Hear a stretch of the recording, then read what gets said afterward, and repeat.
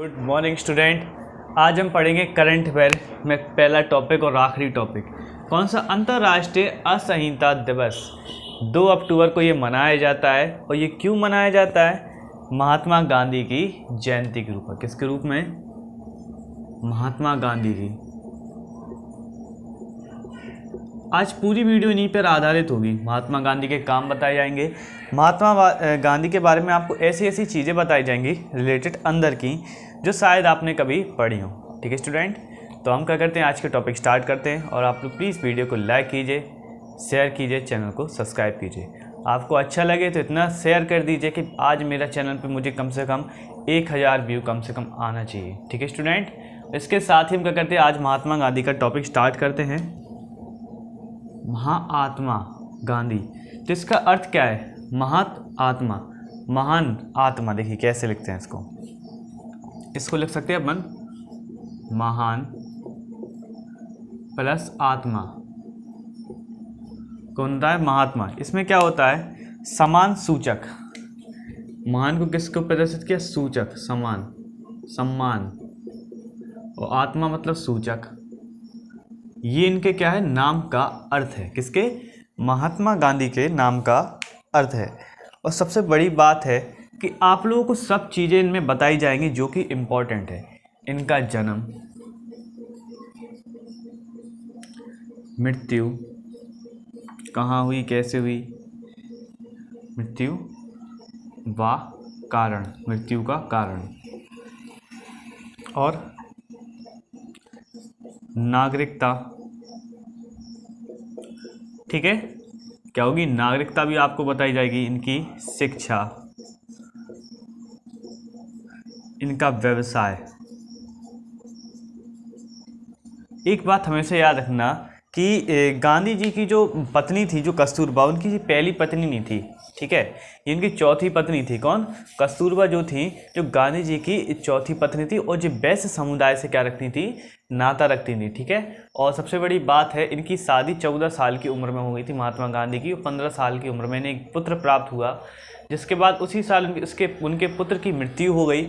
और उसी साल इनके पिताजी की भी क्या हो गई? मृत्यु हो गई। ठीक है, इनके पिताजी कौन थे? इनके पिताजी का क्या नाम था? इनके पिताजी का नाम था करमचंद गांधी। जिस साल इनके पुत्र की मृत्यु हुई, उसी साल इनके पिताजी की भी मृत्यु हुई। थोड़ा सा वो याद रखना। इनका जन्म हुआ था 2 अक्टूबर 69। ठीक है, 2 अक्टूबर 1869 में पोरबंदर। कहाँ पर है ये? गुजरात में। ये तो अधिकतर आप लोगों को चीज़ें पता होंगी। मृत्यु का कारण, इनकी 30 जनवरी 1948 में क्या हो गई थी? मृत्यु हो गई थी। मृत्यु का कारण क्या था? मानव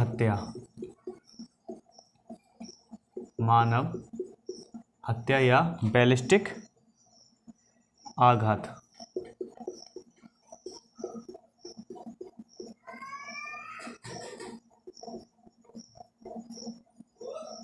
कहाँ हुई थी? गांधी स्मृति।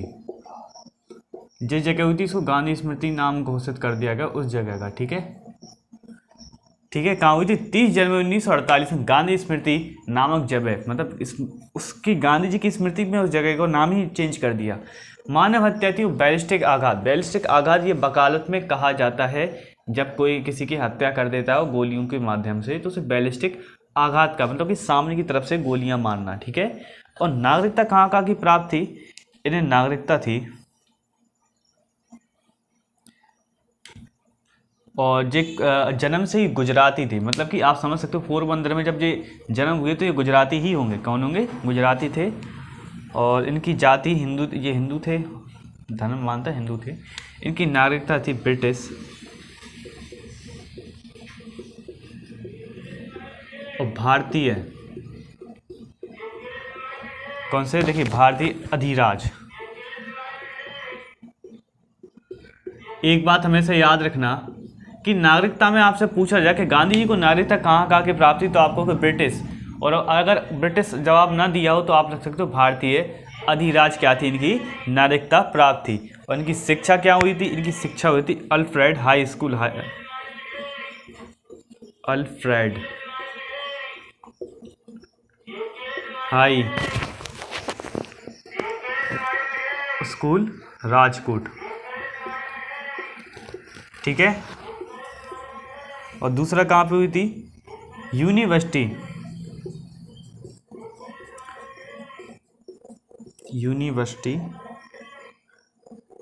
कॉलेज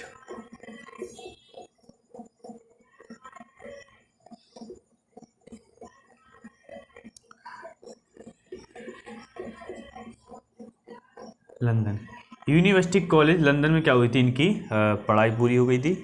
और सबसे बड़ी बात है कि आप सोच सकते हो, जब ये अल्फ्रेड हाई स्कूल राजकोट में पढ़ सकते हो और यूनिवर्सिटी कॉलेज लंदन में पढ़ सकते हो, तो ये कितने अमीर आदमी थे, मतलब कितने पैसे वाले, मतलब कि जन्म से ही इन्होंने गरीबी का कभी सामना नहीं किया, क्योंकि इतने बहुत ज़्यादा पैसे वाले थे।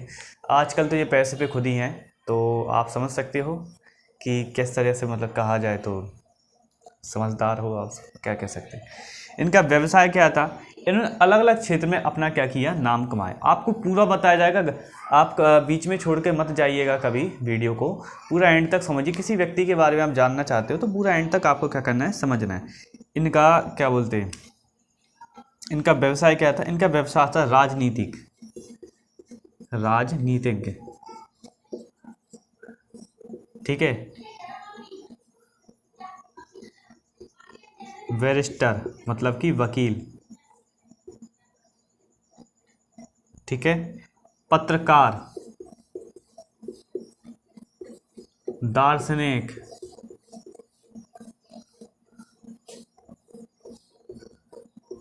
और क्या था? क्रांतिकारी। हालांकि इन्हें अहिंसावादी कहा गया, मगर इन्होंने लास्ट में फिर थोड़ा सा क्रांति में अपना योगदान दिया था। लेखक और स्मरण लेखक,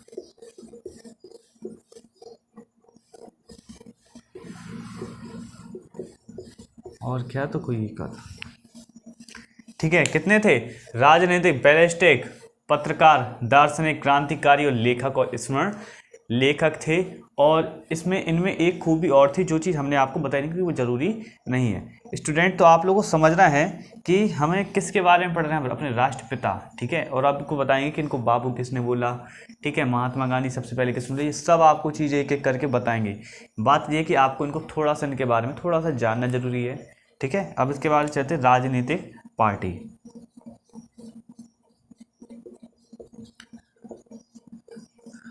राजनीतिक पार्टी कौन सी थी? राजनीतिक पार्टी में भारतीय राष्ट्रीय कांग्रेस, कौन सी? भारतीय राष्ट्रीय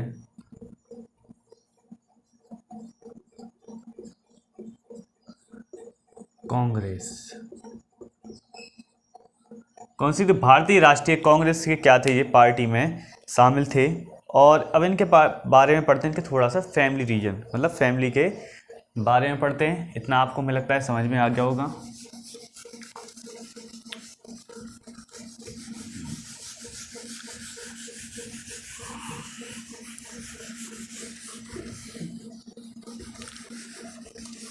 कल लाल बहादुर शास्त्री की भी जयंती थी, पता होगा लोगों को, मगर गांधी जयंती ज़्यादा बनाते क्योंकि उसकी ज़रूरत ज़्यादा होती है।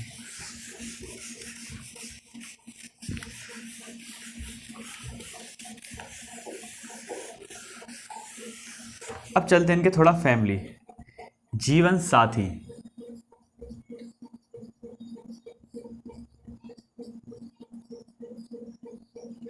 इनकी 3 पत्नियां थीं, मतलब गांधी जी की जो शुरुआत में 3 पत्नियां थीं, तो प्रसाव के दौरान, मतलब इनकी शादी 11-12 साल की उम्र में हुई थी। मगर इनकी जब प्रसाव के दौरान क्या हो गई थी, तीनों पत्नी की मृत्यु हो गई थी, एक के बाद एक। मतलब कि इनकी लाइफ में चौथी पत्नी कौन थी? जिनका नाम था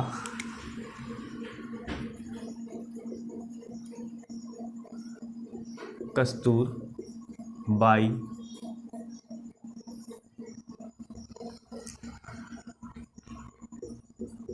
मनकन जी। अब आप कहोगे ये तो नाम हमने कभी सुना ही नहीं है, यही इनका असली नाम था, कस्तूरबा। इसको शॉर्ट फॉर्म में बोला गया कस्तूरबा, कस्तूरबा। ठीक है, कस्तूरबा गांधी बोल दिया गया क्योंकि उनसे शादी की थी। पहले तो आपको जानते ही है कि हस्बैंड का नाम चलता था। मगर एक चीज़ आपको सोचने वाली है कि इनका इतना बड़ा नाम है, आपने कभी पढ़ा है? नहीं पढ़ा होगा। कस्तूरबाई मकानजी इनका क्या था, रियल नेम था। ये इनकी चौथी कौन सी थी, फोर्थ नंबर की क्या थी, पत्नी थी, वाइफ थी। ठीक है, और किस कुल से थी ये, वैश्य कुल से, वैश्य समुदाय। किससे थी, वैश्य समुदाय से याद किया थी ये थी। फिर क्या हुआ, धड़ाधड़ इनके बच्चे हुए। धड़ाधड़ मतलब 4 बच्चे हुए सीधे। कौन कौन से, हरिलाल मोहन दास, हरिलाल मोहन दास, ठीक है, हरिलाल मोहन दास, मणिलाल,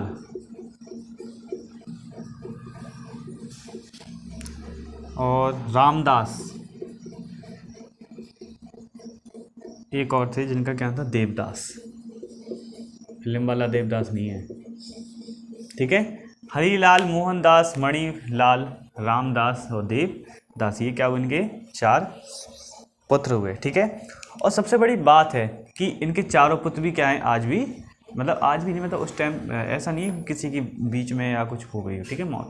मतलब चारों पुत्र, अच्छा खासा फैमिली अच्छी इन्होंने बसाई और आगे जाके और भी अच्छी चीज़ों में गए। 4 पुत्र थे। अब चलते हैं इनके माता पिता, माता और पिता। माता का क्या नाम था इनकी, माता का नाम था पुतली बाई।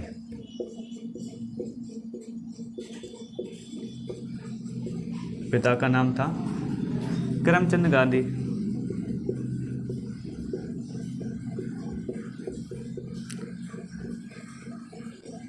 ठीक है, और सबसे बड़ी बात है कि इनको अब मिलेगी उपाधियाँ। तो उपाधि थोड़ा ध्यान से पढ़ना, ये चीज़ थोड़ी इम्पोर्टेंट है। उपाधि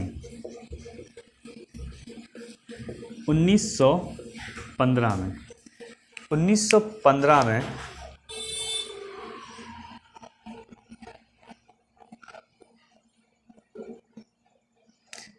इन्हें बापू की उपाधि मिली। किसकी, बापू की। किसके द्वारा दी गई, एक राजवैद्य थे इनके दोस्त। ठीक है, बहुत बड़े परिवार से थे ये, कम नहीं समझो। राजवैद्य कौन थे, जीवराम कालिदास।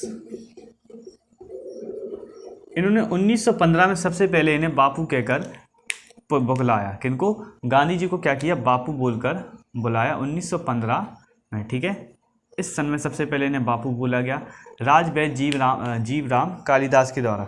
उसके बाद बोला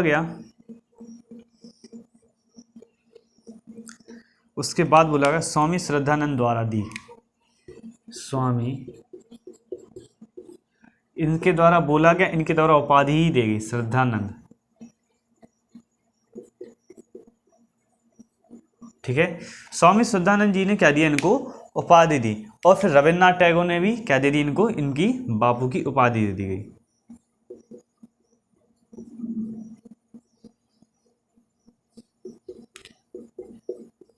ठीक है, फिर क्या हुआ, फिर स्टोरी होती है थोड़ी रोमांचक। फिर 12 अप्रैल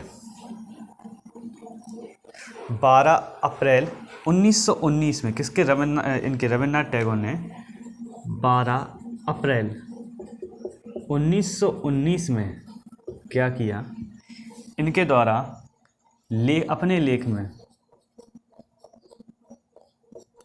लेख में बापू बोला।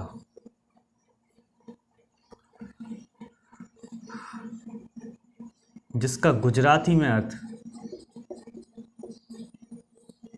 ठीक है, जिसका किसमें गुजराती में अर्थ क्या था, देखिए बापू का गुजराती में अर्थ क्या था, पिता।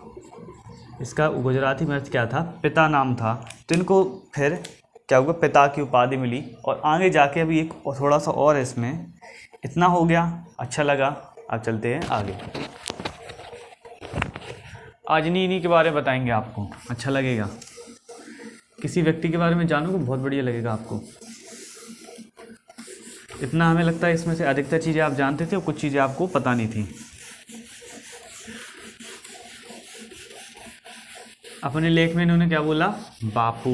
तो बापू का गुजराती मत क्या था, पिता। फिर राष्ट्रपिता की उपाधि मिली इन्हें। इसके बाद क्या हुआ, राष्ट्रपिता की उपाधि।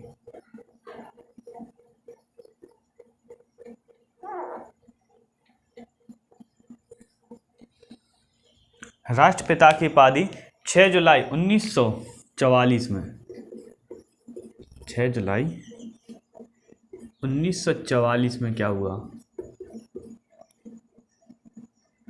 रंगून में। 6 जुलाई 1944 में रंगून में जब सुभाष चंद्र बोस द्वारा, सुभाष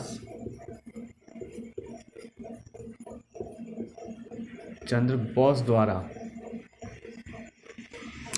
क्या की गई, इनको राष्ट्रपिता की उपाधि दी गई। किसके द्वारा दी गई, सुभाष चंद्र बोस द्वारा। किस जगह, इस जगह दी गई और इस डेट पे दी गई।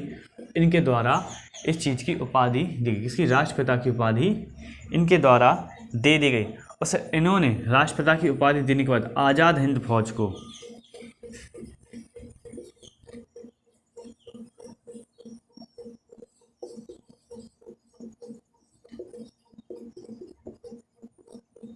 आज़ाद हिंद फौज को क्या किया इन्होंने, आज़ाद हिंद फौज को इन्होंने आशीर्वाद,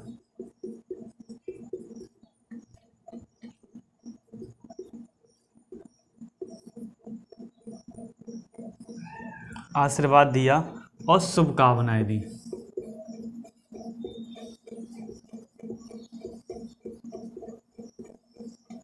ठीक है, आज़ाद हिंद फौज को क्या दिया इन्होंने, आशीर्वाद दिया और क्या दी इन्होंने, शुभकामनाएं दी।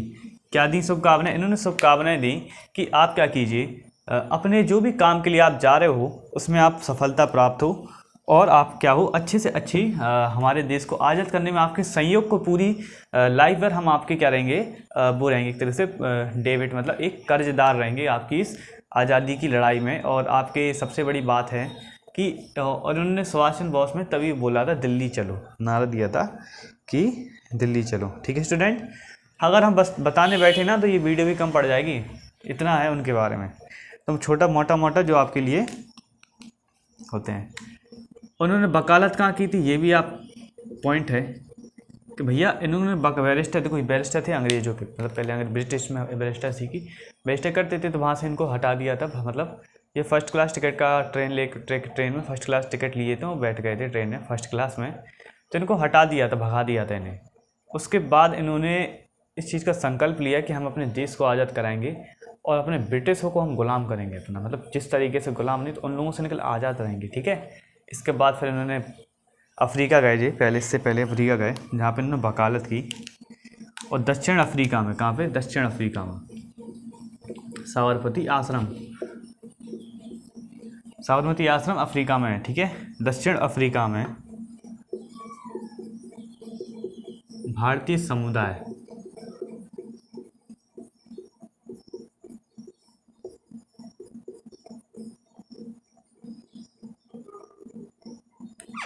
भारतीय समुदाय को अधिकांश, भारतीय समुदाय को अधिकारों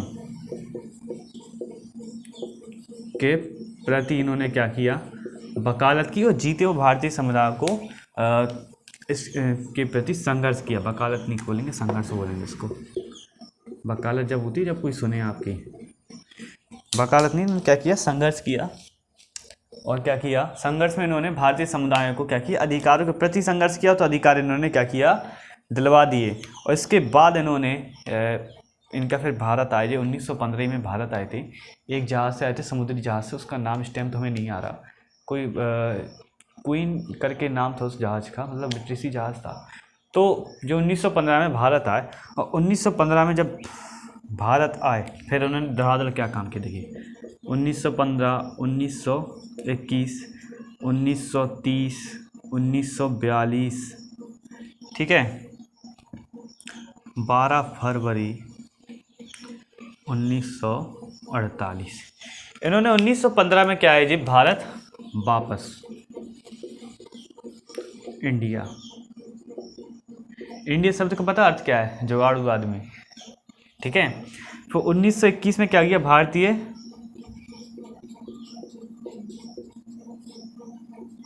राष्ट्रीय कांग्रेस का क्या किया इन्होंने, भाग लिया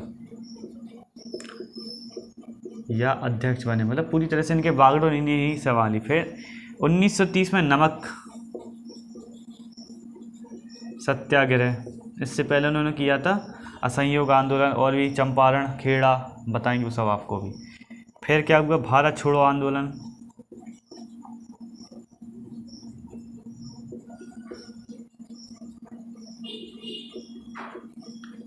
फिर 12 फरवरी 1948 में जब इनकी मृत्यु हो गई, ठीक है, कब हुई थी, 30 जनवरी 1948 में क्या हो गई थी, इनकी मृत्यु हो गई थी। जिसके बाद इनकी जो क्या बोलते अस्थियां थी, तो इनकी अस्थियां को गंगा में न प्रवाहित करके इनको अलग अलग कलश में, मतलब कुल 12 कलशों में क्या किया था, इनकी अस्थियों को रखा गया था क्योंकि राष्ट्रपिता के रूप में। तो इन कलशों को क्या किया था, अलग अलग जगह संग्रहित करके रख लिया गया और बहुत जगह क्या किया गया, इन कलशों का दुरुपयोग करने न कोई ना कर ले, इसके ऊपर बहुत ज़्यादा संदेह उठे। तो इनके कुछ कलशों को क्या कर दिया गया, पता नहीं कहाँ पर, मतलब दफन होगा, पता नहीं चला कहाँ गए। 12 कलश थे जिसमें से 12 थे कि यानी ज़्यादा भी थे, इसमें नहीं है इसमें थोड़ा कन्फ्यूज़न है इतिहासकारों को भी, क्योंकि उस टाइम ऐसा था ना कि कलश तो बना लिए, 12 थे, 13 थे, 15 थे या 20 थे नहीं पता। पूरी राख भर के कुछ भाग को इन्होंने गंगा में प्रवाहित कर दिया, कुछ को इलाहाबाद भेज दिया, कुछ को पुणे भेज दिया, कुछ को मद्रास भेज दिया, ऐसी ऐसी जगह भेज दिया। जिसके बाद 12 फरवरी 1948 में क्या हुआ, तो 12 तटों पर, कितने, 12 तटों पर, अलग अलग तटों पर अस्थियां विसर्जित की। पहले भी हो गई थी अस्थियां विसर्जित, इसके बाद दोबारा की अस्थियां विसर्जित, जो भी बची थी सारी अस्थियां, सारी नहीं कह सकते क्योंकि अभी भी अस्थियां कुछ बची हैं, विसर्जित की। और इसको भी एक नाम दे दिया गया, त्रिमोहिनी संगम। क्या दे दिया गया, त्रिमोहिनी संगम।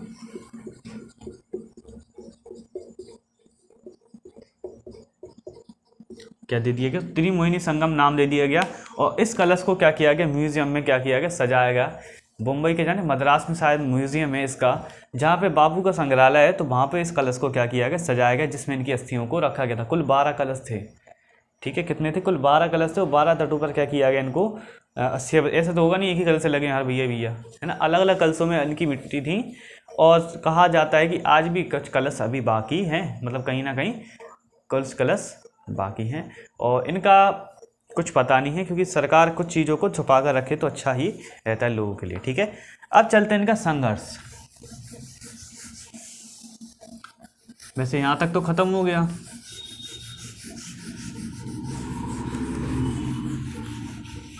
हम आपको सिर्फ लिखकर और मुंह से बता देते हैं आपको इनको संघर्ष के बारे में, ठीक है।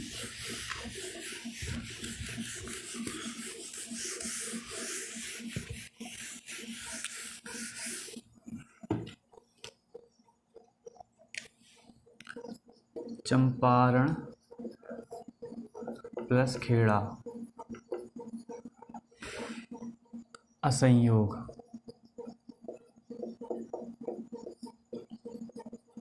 आंदोलन, ठीक है, स्वराज प्लस नमक सत्याग्रह, ठीक है। और कौन सा था, दलित आंदोलन,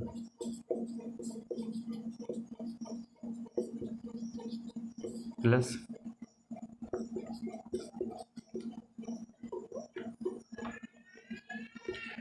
निश्चित दिवस 1930।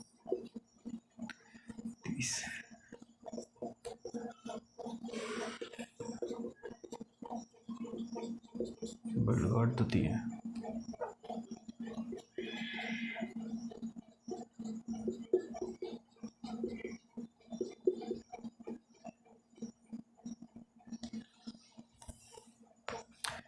ठीक है। क्या हुआ, चंपारण खेड़ा में क्या हुआ था 1918 में, ठीक है, ये सत्याग्रह चला गया चंपारण और खेड़ा के बीच में। इसमें नील की खेती पर पैसे, मतलब नील की खेती थी जो 1918 में, तो क्या होता था, अंग्रेज इसको ले जाते थे, इसका पैसा क्या करते थे, बाद में दे देते थे, मतलब कि जैसे अभी ले गए, जब बेचेगी तब इसका पैसा देंगे। तो इससे क्या होता था, किसानों को बहुत ज़्यादा नुकसान होता था। तो इन्होंने बोला कि आप अगर हमें पैसे नहीं दोगे तुम अब नील नहीं बेचेंगे, पहले पैसा फिर नील। इसके बाद क्या हुआ, सत्याग्रह को क्या किया, पूरे देश में आगाज किया, जिसके बाद अंग्रेजों ने कि ठीक है हम आपका इस फर्ज को क्या करते हैं मानते हैं, आपकी इस मांग को क्या करते हैं मांगते हैं, ठीक है। फिर गांधी जी ने 1919 में क्या किया असहयोग आंदोलन शुरू किया, जिसमें क्या किया, विदेशी वस्तुओं को असहयोग मतलब हम आपका सहयोग नहीं करेंगे किसी भी तरीके से, विदेशी रूप को क्या कर देगा पूरी तरह खत्म करने के लिए 1919 में असहयोग आंदोलन चलाया गया। जिसके बाद 1919 में जब एक अमृतसर में क्या हुआ, जलियांवाला बाग में बहुत सारे लोग इकट्ठे हो गए, तो कौन सा था वो जो वॉइस रहा है, एक क्या बोलते, एक जनरल था जिसका नाम था डी से नाम था, डायनो क्या नाम था, तो जनरल ने क्या किया, गोली चलाने के आदेश दे दिए और वहाँ पे क्या कर दिया, सभी लोगों को मौत की घाट उतार दिया जलियांवाला बाग में, जिसमें आधिकारिक रूप से बताया जाता है कि 1200 से लोग मारे गए आधिकारिक रूप से, मगर मारे बहुत ज़्यादा गए थे उस टाइम, कम से कम कुछ नहीं तो 50-60 हज़ार लोग निपटा दिए गए, और जिसमें 1600-1700 घायल हुए। तो आप समझदार हो कि कितने कम से कम लोग बचे होंगे। अब एक बात, अब चारों तरफ से घेर के इन्होंने गोली चलाई, जनरल डायर था, वो डायर था, हाँ पक्के भाई, जनरल डायर, तो उसने क्या किया, इनको चला दिया। फिर इसके बाद क्या हुआ, गांधी जी ने सत्याग्रह आंदोलन को थोड़ा कम वो दिया, कम मिला वो। फिर इसके बाद क्या हुआ, चोरी चोरा कांड हो गया यूपी में 4 फरवरी 1922 में। इसी के बाद क्या हुआ, 4 फरवरी 1922 में चोरी चोरा कांड हो गया। इन्होंने सोचा कि अभी रोक दिया जाए, फिर इसको रोक दिया गया था 1919 में संयुक्त आंदोलन को, क्योंकि अमृतसर में कांड हो गया था। फिर उन्होंने बोला कि हम दोबारा क्या करेंगे, इसको स्टार्ट करेंगे। जिसके बाद 4 फरवरी 1922 में क्या हो गया, फिर से चोरी चोरा कांड हो गया, जिससे क्या होगा, पूरे देश का माहौल फिर से गर्म हो गया, जिसमें 22 पुलिस वालों को जिंदा जला दिया गया। क्या होगा, 22 पुलिस वालों को जिंदा जला दिया गया। जिसके बाद उन्होंने असहयोग आंदोलन पूरी तरह से क्या हो गया, खत्म हो गया। फिर आया स्वराज और नमक सत्याग्रह। फिर 12 मार्च 1930 में 12 मार्च 1930 में क्या हुआ, 400 किलोमीटर की क्या हुआ, 400 किलोमीटर की यात्रा की गांधी जी ने, कहाँ से की, दांडी से इन्होंने यात्रा शुरू की, ठीक है। और 400 किलोमीटर की क्या की इन्होंने यात्रा की, समुद्र से दांडी तक की क्या की, 400 किलोमीटर की यात्रा शुरू की, जिसके अंतर्गत 80,000 लोग क्या हो गए, इनके साथ शामिल हो गए। इसके बाद इरवाइन गांधी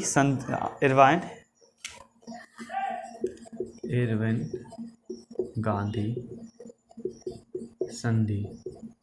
इरविन ने क्या किया, गांधी जी के साथ एक संधि की, किसमें की, मार्च 1931 में नमक के जो सत्याग्रह किया था उसके प्रति क्या की उन्होंने संधि की। किसने की, इरविन ने की गांधी जी के साथ मार्च में 1931 में। फिर ये चीज़ खत्म हो गई। फिर आया दलित आंदोलन और निश्चित दिवस 1930। इसमें क्या हुआ, विद्वान 1930 में क्या हुआ, विद्वान डॉक्टर अंबेडकर साहब ने क्या किया, एक नए संविधान के अंतर्गत दलितों और मतलब दलित जाति के लोगों को क्या किया इन्होंने, उसको क्या बोलते हैं, अधिकार दिलाने के लिए क्या किया इन्होंने, एक नए संविधान का क्या किया, गणन किया, जो कि आज आप लोग देख रहे होंगे, ठीक है। मगर जो दलित शब्द का यूज़ इन्होंने किसने किया, महात्मा गांधी ने दलित शब्द का क्या किया इसमें यूज़ किया। मतलब कि उन्होंने दलित शब्द नहीं, उन्होंने बोला था जो हमारे क्या बोलते हैं, जो छोटी जाति के लोग हैं, तो उन लोगों को संविधान में अधिकार देने के लिए इस चीज़ को नए संविधान का गणन किया था। जिसके बाद उनको दलित घोषित किया महात्मा गांधी द्वारा, इस शब्द को यूज़ किया गया। इसमें कौन का भाग है, इसमें डॉक्टर भीमराव अम्बेडकर। और निश्चित दिवस के रूप में इन्होंने एक नए संविधान को लागू करने के लिए बोला। फिर क्या हुआ, वर्ल्ड वॉर द्वितीय हुई और भारत छोड़ो आंदोलन। वर्ल्ड वॉर द्वितीय और भारत छोड़ो आंदोलन 1946 में क्या हुआ, ये हुआ, जिसमें मोहम्मद जिन्ना मतलब इन्होंने क्या किया, पूरी तरह से देखिए इन्होंने क्या किया, जब इनके सरकार ने इनको पूर्ण स्वराज की, अंग्रेज सरकार ने क्या किया, पूर्ण स्वराज की क्या दे दी गई, मांग दे दी गई कि हम आपकी क्या करेंगे, पूर्ण स्वराज की मांग को क्या करेंगे, पूरा करेंगे। पूर्ण स्वराज के लिए इन्होंने बोला कि वर्ल्ड वॉर अगर हमारी खत्म हुई तो आपको पूर्ण स्वराज की मांग दे देंगे। जिसके बाद क्या हुआ, गांधी जी ने बोला कि ठीक है, जब इनकी वर्ल्ड वॉर खत्म हो गई और ये ब्रिटिश लोग हार गए, तो इनको क्या किया इन्होंने कि इन्होंने पूर्ण स्वराज की मांग दी थी। उसी टाइम क्या हुआ, इन लोगों ने इस्तीफा दे दिया। मतलब जो पहला चुनाव हुआ था ब्रिटिश राज में, अस्वतंत्रता मतलब जब परतंत्र थे, तो उसमें क्या हुआ, हमारी सरकार बनी थी पूरे देश में 3 राज्यों में 4 राज्यों में सरकार बनी थी। जिसके बाद कैबिनेट भी गठन हुआ, बहुत सारा हुआ। तो इन्होंने क्या किया था, सब लोगों ने इस्तीफा दे दिया, जिससे अंग्रेजों की स्थिति उस टाइम इतनी ख़राब थी कि वो किसी देश पे राज नहीं कर सकते, या किसी देश पे इतना ज़्यादा वो नहीं कर सकते, क्योंकि बहुत ज़्यादा उनके संग हानि हुई थी, जन धन की हानि हुई थी। जिसके बाद क्या हुआ, 1946 में क्या हुआ, देश आज़ाद की क्या कर दी गई, घोषणा कर दी गई। जिसके बाद मोहम्मद अली जिन्ना और महात्मा गांधी और पंडित जवाहरलाल नेहरू और भी जो लोग थे, तो उन्होंने भाग बंटवारे का क्या किया, प्रस्ताव दिया, और जिसके बाद 2 देशों में क्या हुआ, ये बट गया, पाकिस्तान और भारत में। जैसे पाकिस्तान में उत्तरी पश्चिम क्षेत्र पंजाब और सिंध, ठीक है, पंजाब सिंध क्या हो गया, चले गए। और क्या हुआ, बहुत ज़्यादा विरोध होने के बाद कम से कम 55 करोड़ रुपए क्या हुआ, पाकिस्तान ने मांगे भारत से। उस टाइम उनको ज़रूरत थी, तो भारत ने इस वजह से 55 करोड़ रुपए नहीं दे रहा था। क्यों? ये हमारे विरोध क्या ना करें, इस पैसे का यूज़ ना करें, ठीक है। इस चीज़ को बताया गया है कि इसके विरोध में हमारे पैसे का यूज़ हमारे ऊपर ना करें, ठीक है स्टूडेंट। इसके बाद तो आपको फिर कहानी पता ही है, और अगर अच्छे से कहानी जाननी है तो चैनल पर बने रहिए, आप लोग को कभी ना कभी और अच्छे से इसको बताएंगे अगले वाले चैनल में। आज के लिए इसमें इतना है।